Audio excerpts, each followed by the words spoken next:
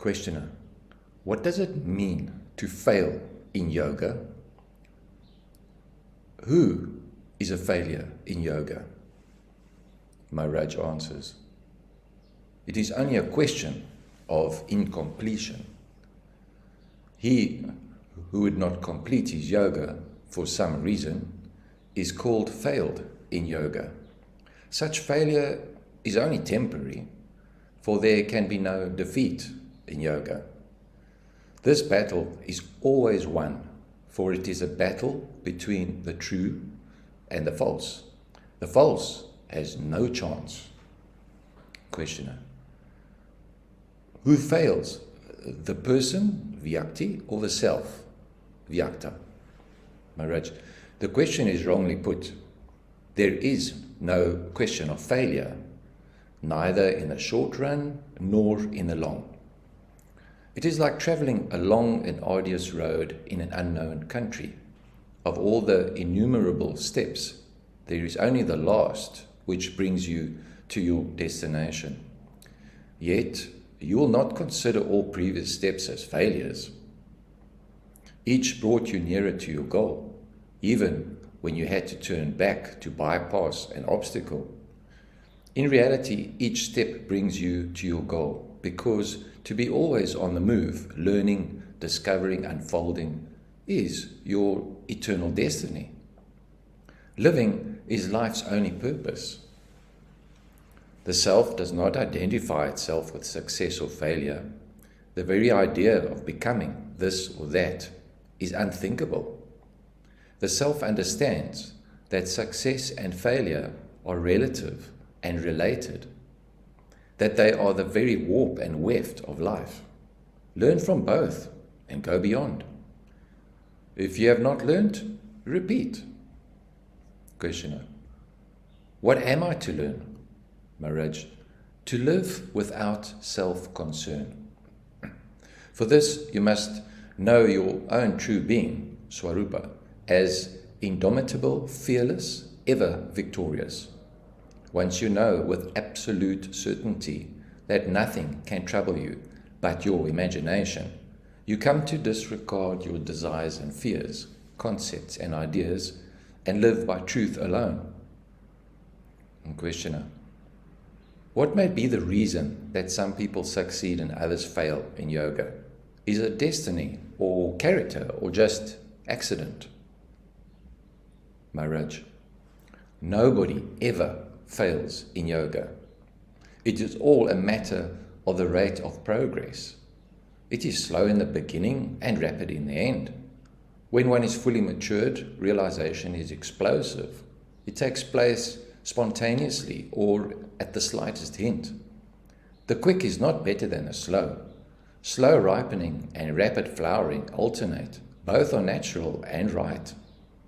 Yet all this is so in the mind only. As I see it, there is really nothing of the kind. In the great mirror of consciousness, images arise and disappear, and only memory gives them continuity. And memory is material, destructible, perishable, transient. On such flimsy foundations, we will build a sense of personal existence, vague, intermittent, dreamlike. This vague persuasion, I am so-and-so, obscures the changeless state of pure awareness and makes us believe that we are born to suffer and to die. Questioner, just as a child cannot help growing, so does a man, compelled by nature, make progress. Why exert oneself? Where is the need of yoga? Maharaj, there is progress all the time. Everything contributes to progress. But this is the progress of ignorance. The circles of ignorance may be ever widening, yet it remains a bondage all the same. In due course, a guru appears to teach and inspire us to practice yoga, and a ripening takes place as a result of which the immemorial night of ignorance dissolves before the rising sun of wisdom. But in reality, nothing happened. The sun is always there. There is no night to it. The mind, blinded by the I and the body idea, spins out endlessly its thread of illusion. Questioner. If all is a part of a natural process, where is the need of effort? Maharaj, even effort is a part of it. When ignorance becomes obstinate and hard, and the character gets perverted, effort and pain of it become inevitable. In complete obedience to nature, there is no effort.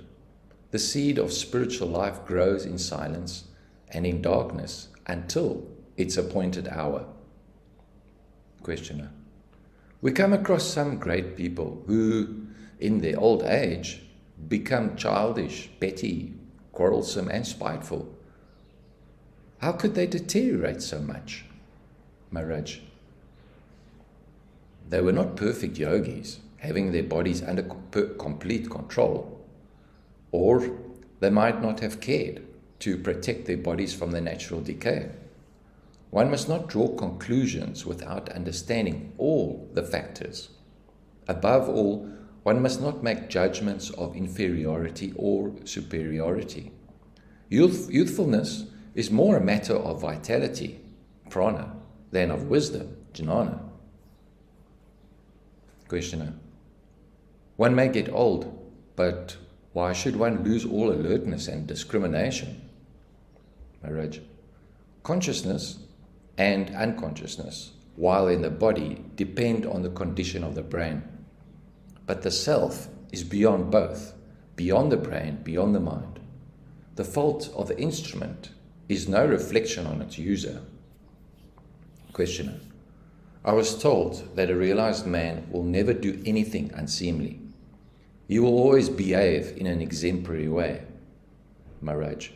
Who sets the example? Why should a liberated man necessarily follow conventions? The moment he becomes predictable, he cannot be free. His freedom lies in his being free to fulfill the need of the moment, to obey the necessity of the situation. Freedom to do what one likes is really bondage, while being free to do what one must, what is right, is real freedom. Questioner. Still, there must be some way of making out who has realized and who has not. If one is indistinguishable from the other, of what use is he? Maharaj. He who knows himself has no doubts about it, nor does he care whether others recognize his state or not.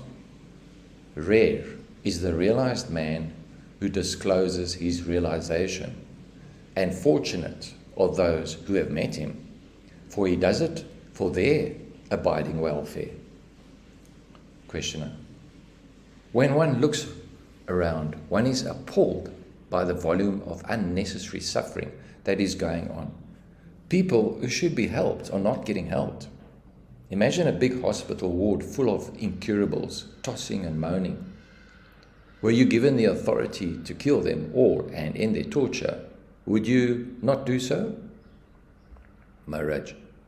I would leave it to them to decide. Questioner. But if their destiny is to suffer, how can you interfere with destiny? Maharaj. Their destiny is what happens. There is no thwarting of destiny. You mean to say everybody's life is totally determined at his birth? What a strange idea. Were it so, the power that determines would see to it that nobody should suffer. Questioner. What about cause and effect? Maharaj. Each moment contains the whole of the past and creates the whole of the future. Questioner. But past and future exist? Maharaj. In the mind only. Time is in the mind, space is in the mind. The law of cause and effect is also a way of thinking. In reality, all is here and now, and all is one. Multiplicity and diversity are in the mind only. Questioner. Still, you are in favor of relieving suffering, even through destruction of the incurably diseased body. Maharaj, again, you look from the outside, while I look from within. I do not see a sufferer. I am the sufferer. I know him from within and do what is right spontaneously and effortlessly. I follow no rules, nor lay down rules. I flow with life, faithfully and irresistibly. Questioner, still you seem to be a very practical man in full control of your immediate surroundings. Maharaj, what else do you expect of me? A misfit? Questioner, yet you cannot help another much. Maharaj, surely I can help. You too can help. Everybody can help. But the suffering is all the time recreated. Man alone can destroy himself the roots of pain. Others can only help with the pain, but not with its cause, which is the abysmal stupidity of mankind. Questioner, will this stupidity ever come to an end? Maharaj, in man, of course, any moment. In humanity, as we know it, after many, many, many years. In creation, never, for creation itself is rooted in ignorance. Matter itself is ignorance, not to know, and not to know that one does not know is the cause of endless suffering. Questioner, we are told of the great avatars, the saviors of the world. Maharaj, did they save? They have come and gone, and the world plods on. Of course, they did a lot and opened new dimensions in the human mind, but to talk of saving the world is an exaggeration. Questioner, is there no salvation for the world? Maharaj, which world do you want to save? The world of your own projection? Save it yourself. My world? Show me my world and I shall deal with it. I am not aware of any world separate from myself, which I am free to save or not to save. What business have you with saving the world when all the world needs to be saved from you? Get out of the picture and see where there is nothing left to save. Questioner, you seem to stress the point that without you, your world would not have existed, and therefore the only thing you can do for it is to wind up the show. This is not a way out. Even if the world were of my own creation, this knowledge does not save it, it only explains it. The question remains, why did I create such a wretched world and what can I do to change it? You seem to say, forget it all and admire your own glory. Surely you don't mean that. The description of a disease and its causes does not cure it. What we need is the right medicine. Maharaj, the description and causation are the remedy for a disease caused by obtuseness and stupidity. Just like a deficiency disease is cured through the supply of the missing factor, so are the diseases of living cured by a good dose of intelligent detachment. Questioner, you cannot save the world by preaching counsels of perfection. People are as they are. Must they suffer? Maharaj, as long as they are as they are, there is no escape from suffering. Remove the sense of separateness, and there will be no conflict. Questioner, a message in print may be paper and ink only. It is the text that matters. By analyzing the world into elements and qualities, we miss the most important, its meaning. Your reduction of everything to dream disregards the difference between the dream of an insect and the dream of a poet. All is dream, granted, but not all are equal. Maharaj, the dreams are not equal, but the dreamer is one. I am the insect. I am the poet in dream. But in reality, I am neither. I am beyond all dreams. I am the light in which all dreams appear and disappear. I am both inside and outside the dream. Just as a man having a headache knows the ache and also knows that he is not the ache, so do I know the dream, myself dreaming and myself not dreaming, all at the same time. I am what I am before, during, and after the dream. But what I see in dream, I am not. Questioner. It is all a matter of imagination. One imagines that one is dreaming, another imagines one is not dreaming. Are not the both same? Maharaj, the same and not the same. Not dreaming, as in interval between two dreams, is of course a part of dreaming. Not dreaming, as a steady hold on and timeless abidance in reality, has nothing to do with dreaming. In that sense, I never dream, nor ever shall. Questioner. If both dream and escape from dream are imaginings, what is the way out? Maharaj, there is no way, no need of a way out.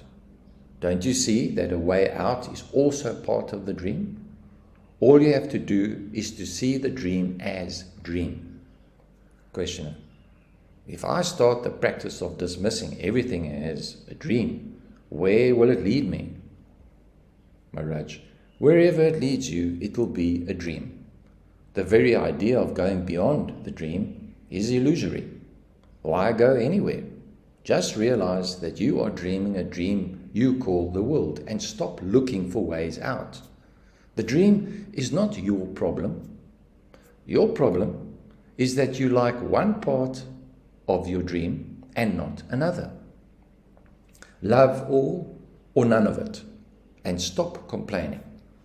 When you have seen the dream as a dream, you have done all that needs to be done.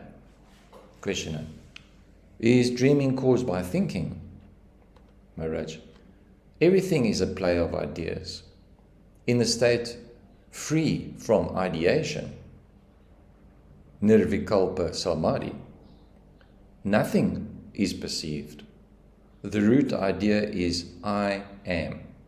It shatters the state of pure consciousness and is followed by the innumerable sensations and perceptions, feelings and ideas, which in their totality constitute God and His world. The I am remains as the witness. But it is by the will of God that everything happens. Questioner. Why not by my will?